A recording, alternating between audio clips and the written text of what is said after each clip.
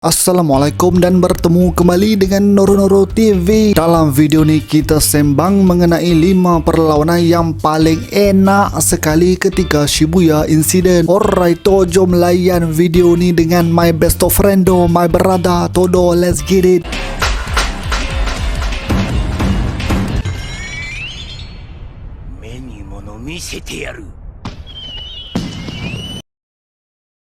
Pertama, Sukuna lawan Shikigami terkuat dan paling susah nak dikawal untuk Ten Shadows teknik, iaitu Egg Handle Sword Divergent Sila Divine General Mahoraga. Perlawanan ni berlaku kerana Megumi yang cedera teruk tiba-tiba diserang oleh The Curse user Haruta. Megumi yang tak ada pilihan terpaksa seru Mahoraga untuk tujuan cubaan membunuh Shikigami tu. Haruta dan Megumi terpaksa kalahkan Shikigami yang tak pernah dijinakkan tu supaya mereka dapat hidup. Sukuna yang tak boleh biarkan Megumi mati pun datanglah masuk campur. Sukuna berlawan dengan baik menggunakan slashing attack dan dia juga perasan pedang Mahoraga ada positif energy. Kalau ke spirit yang lawan dengan Mahoraga dah senang-senang mereka dibunuh. Apabila roda Mahoraga berputar, kecederaan dia akan sembuh. Shikigami tu juga makin lama makin mudah faham situasi. Sukuna pun kena serang teruk dan dia mengakui kalau Megumi seru masa pertama kali mereka bertemu. Sukuna tentu kalah masa tu. Sukuna pun guna Ryoki Tenkai Domain Expansion yang serangannya lebih menakutkan dan lebih luas kerana Sukuna sertakan jalan keluar dalam Domain Expansion dia. Masa inilah tangan Toge dipotong. Sukuna sedar Mahoraga perlu dikalahkan dengan teknik berbeza sebelum dia dapat menyesuaikan diri. Lalu Sukuna pun kalahkan Mahoraga dengan teknik panahan api yang berkuasa. Selepas perlawanan, Sukuna bunuh Haruta dan juga hantar Megumi pergi ke unit rawatan Jujutsu High di Shibuya. Kemudian Sukuna tunjukkan kemusnahan yang dia lakukan kepada Yuji. Perlawanan kedua, Yuji dan my besto friendo Todo lawan Mahito. Yuji yang seperti hati dia dah mati setelah kehilangan Nanami dan mungkin juga Nobara hilang semangat untuk berlawan, tapi kemunculan epik dia punya brother Todo dengan kata-kata semangat berjaya kembalikan semangat Yuji. Mereka bertiga berlawan dengan dahsyat sehingga ketiga-tiga mereka menggunakan Black Flash. Ini membolehkan ketiga-tiga fighters tersebut menghampiri potensi maksimum mereka sebanyak 120%. Mahito turut gunakan Domain Expansion 0.2